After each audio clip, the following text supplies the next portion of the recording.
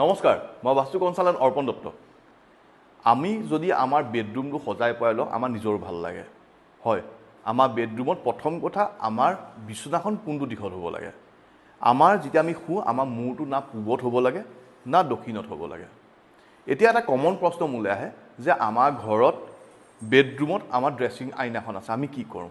আমাৰ কিবা প্ৰব্লেম হ'ব নেকি? কেতিয়াবা ড্ৰেছিং টেবুল যদি আমাৰ বিছনাখনৰ সন্মুখত থাকে তেতিয়া অলপ শাৰীৰিক কষ্ট দিয়া দেখা যায়, কিন্তু সেই বুলি আমি আমাৰ ড্ৰেছিং আইনাখন বেডৰুমৰ পৰা উলিয়াই দিব নালাগে। আমাৰ বেডৰুমত আমি ড্ৰেছিং আইনাখন ৰাখিব পাৰিম। মন কৰিব যেতিয়া আমি শুওঁ সেই ড্ৰেছিং আইনাখনে যেন আমাক ৰিফ্লেক্ট নকৰে। যদি ড্ৰেছিং আইনাখন ছাইডত আছে, বিছনাখন ছাইডত আছে, তেতিয়া কোনো প্ৰব্লেম নাই। এতিয়া যদি আপোনালোকৰ ফিক্স আপোনালোকে বনাই দিলে আমি কোনো উপায় কৰিব নোৱাৰোঁ, তেতিয়া আমি কি কৰিম?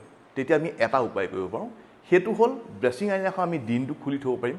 ৰাতি যেতিয়া আমি শুওঁ আইনাখনত আমি এখন কাপোৰে ঢাকি থ'লে আমাৰ 100% প্ৰব্লেম ছল্ভ হৈ যায়।